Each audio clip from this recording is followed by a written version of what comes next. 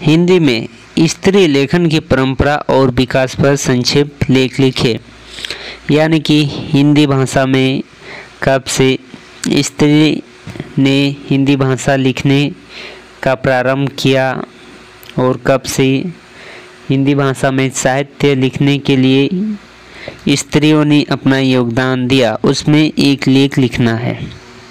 या ऐसा भी पूछ सकता है कि हिंदी साहित्य में स्त्री या नारी का योगदान पर विवेचना करें या योगदान कब से देना शुरू किया, मतलब स्त्री कब से अपना योगदान हिंदी साहित्य में प्रारंभ किया। तो इसका आंसर होगा हिंदी साहित्य में नारी का योगदान बहुत ही पुराना है। नारी का जीवन बहुत ही संघर्ष से बेरक्त है। महिला साहित्यकार के लिए सबसे पहली बाहरी स्तंभों में उसकी आंतरिक समय होता है, जहां वह आती है और सांस लेती है, और वही दूसरी ओर होती है समय की चुनौती जिनसे वह बिल्कुल परे होती है। उनकी जीवन और सूजन के बीच अनावरण की स्थिति बना रहती है। उनकी राह आसान नहीं होती है, क्योंकि नारी का राह अपने घर से साहित्यकार बनने में बहुत कठिनाई होती है। उनकी राह में बहुत सी विचारधाराएं और दुविधाएं हैं। जब तक कि मौलिक परंपराओं के हिस्सा था, तब तक लेखन में स्त्रियों का योगदान बराबर का स्तर पर रहा, परंतु इतिहास के पन्नों में उसका जिक्र भी नहीं किया गया है, क्योंकि उन्हें कोई जगह नहीं मिला। अगर नारी का योगदान का मूल्यांकन साहित्य में करना हो तो वह किसी भी क्षेत्र में पीछे नहीं है। आज के दौर में जब महिलाओं के ने पुरुषों के मुकाबले साझेदारी निभाती है, महिलाओं के अंदर चेतना और जागरूकता की परंपरा छवि तोड़ देती है।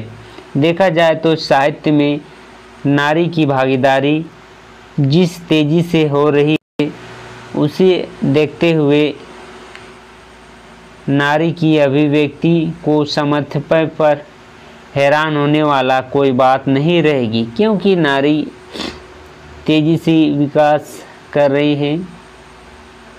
भक्तिकाल में कोई कवित्रियों का उल्लेख कहीं कहीं देखा जा सकता है, जैसे कि गंगा, गौरी, सीता, सुमति, शोभा, प्रभुता, उमा, कुंवरी, उबैठा, गोपाली, गणेश, देवरानी, कला, लखा, कृतगढ़ी, मानुमती, रुचि, सतभामा, जामुना, कोली, रंबा, मृग्या, देवा, देवभक्तन, बिसामा, जुक, जुवा, किकी, कमला, देवकी, हीरा, झाली, हरिचेरी, पोसे, भगत, कलियुग युवती, जनभक्त, राजमहिला, सब जाने जगत।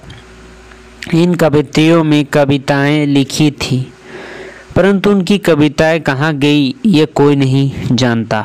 भक्ति काल में समस्त कवित्रियों स्त्री काया जनित वेदना और विरोध को अभिव्यक्त करती है, चाहे वो मेरा हो या कलेश्चरी भक्ति में भिंगोए। उनकी दमनकारी व्यवस्था के प्रति आक्रोश को सहज ही पहचाना जा सकता है, परंतु दुख की बात यह है कि इसमें से कुछ कवित्रियों ने जानकारी और कुछ कवित्रियों ने मतवादी हो गई। उनके बारे में, उनकी लिखी कविताओं के बारे में कहीं भी देखने को नहीं मिलती है।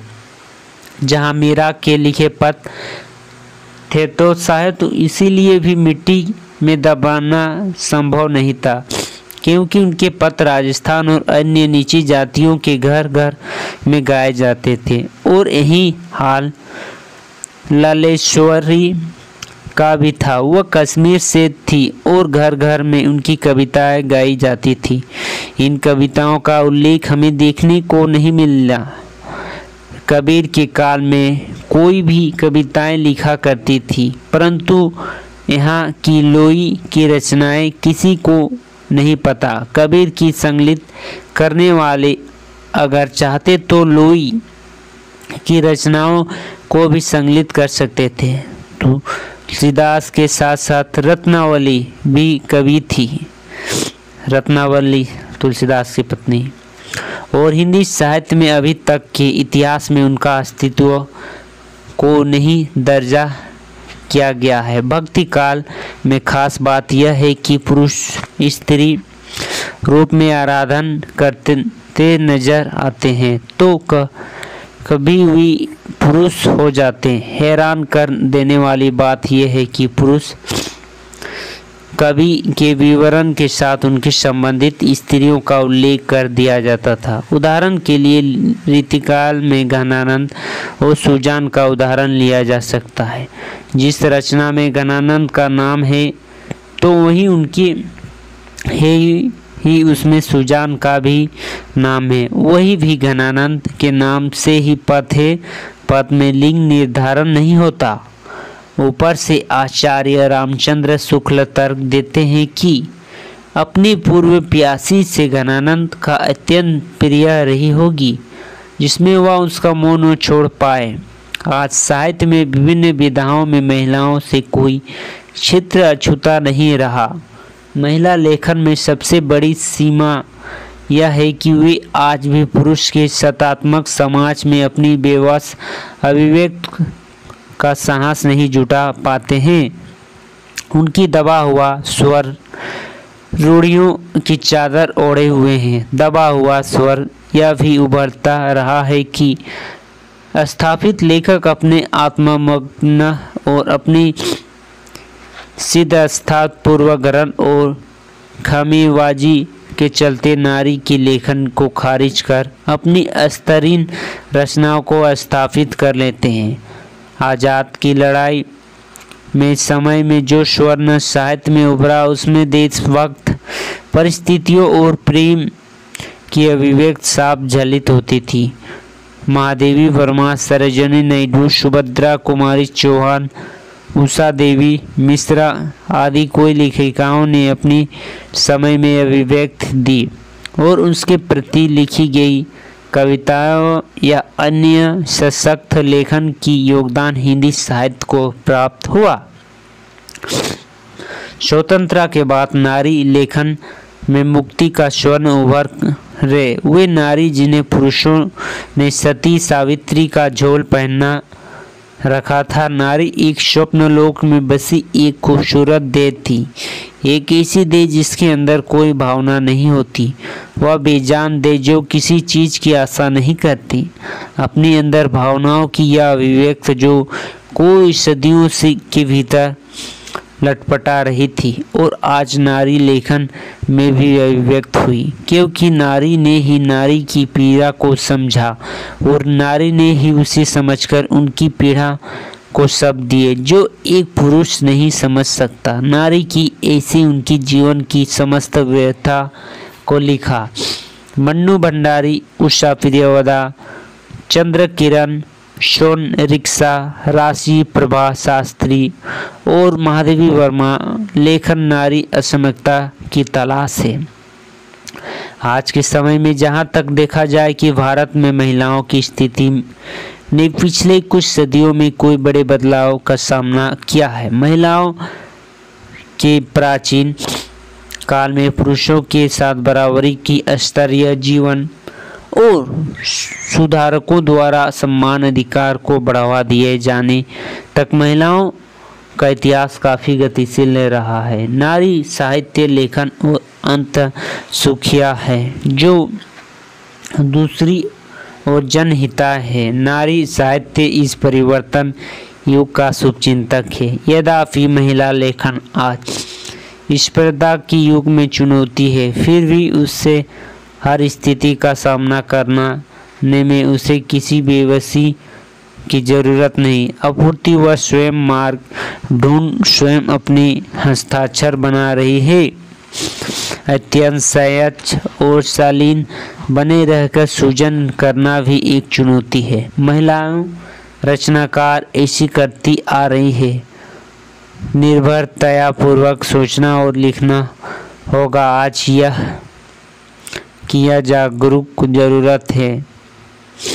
हम चुनौती में तब तक ही सफल हो सकते हैं जब हम अपनी समाज सरोकार के हिसाब में किसी न किसी रूप में एक्टिविस्ट हो, साथ में घर गृहस्थी भी सफलता से निभाए।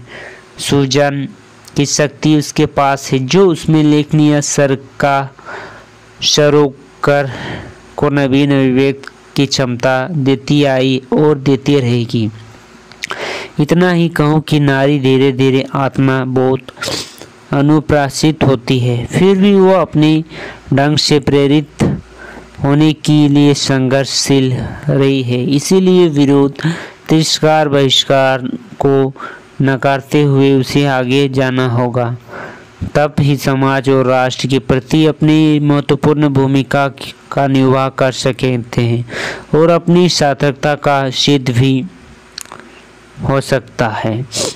हमें ठोस चिंतन का प्रमाण देना चाहिए।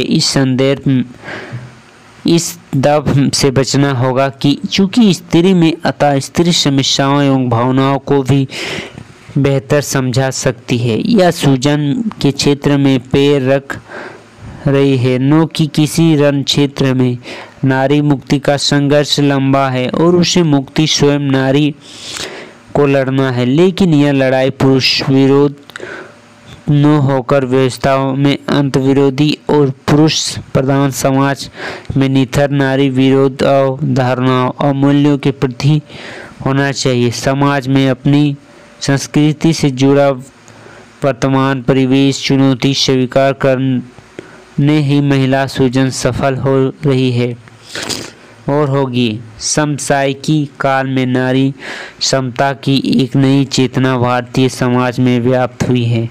बहुत प्रसन्न की बात है कि स्त्री लेखन की चर्चा अब हर जगह होने लगी है। यह निश्चय ही महिलाएं रचनाकारों के बढ़ते महत्व की रेखांकित करती है। आज के दौर पे भारतीय संस्कृति की नारी को महत्वपूर्ण स्थान दिया गया है कि वह शिव भी है और शक्ति भी। वह सभी कार्य कर सकती है जो एक पुरुष करती है। वह एक पुरुष के समान उसमें अधिक कार्य कर सकती है और करती है। ये थे स्त्री को हिंदी साहित्य में स्त्री का प्रवेश पर लेख।